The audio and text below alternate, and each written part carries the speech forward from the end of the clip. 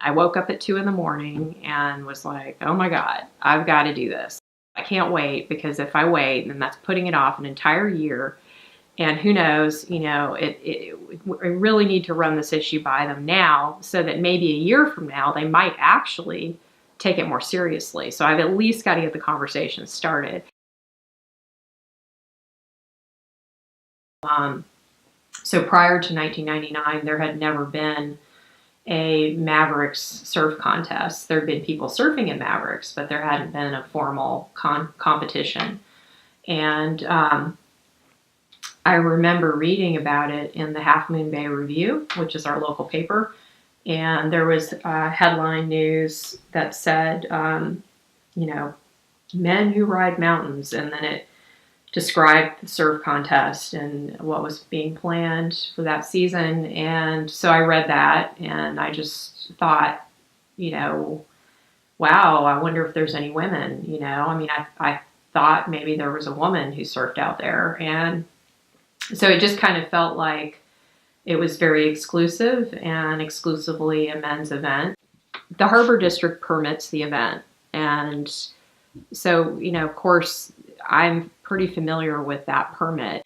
And what stood out to me about the permit that the Harbor District approved, and we're a 5-member board, is that we approved an exclusive permit for 5 months out of every season for 5 seasons with an entity that had never included women and didn't appear to be planning to include women.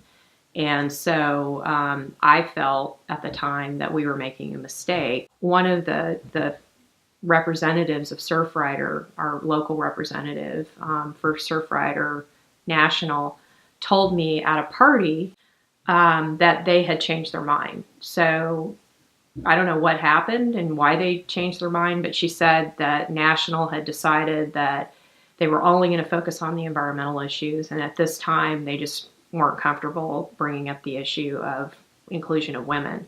So I pretty much decided that I wasn't going to do anything about it. So I went home and, went to bed.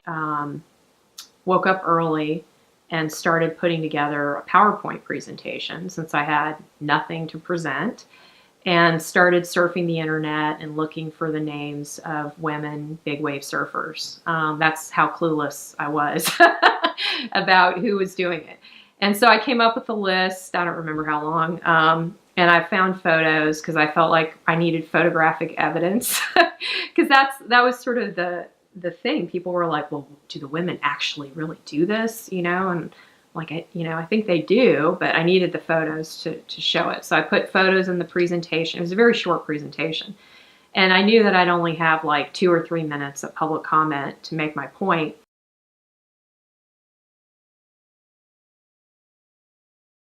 But with these athletes, I don't know, I kind of felt like they were similar to like the people I would hang out with snowboarding or something, like just regular people, and have day jobs, and interesting, and just really dedicated to their sport, and also interested in getting more girls involved and reaching out and helping other people, so it didn't feel like it was all about them, and really wanting to be included more in competitive surfing, and feeling the sense I got was that they felt that it has been a really difficult road.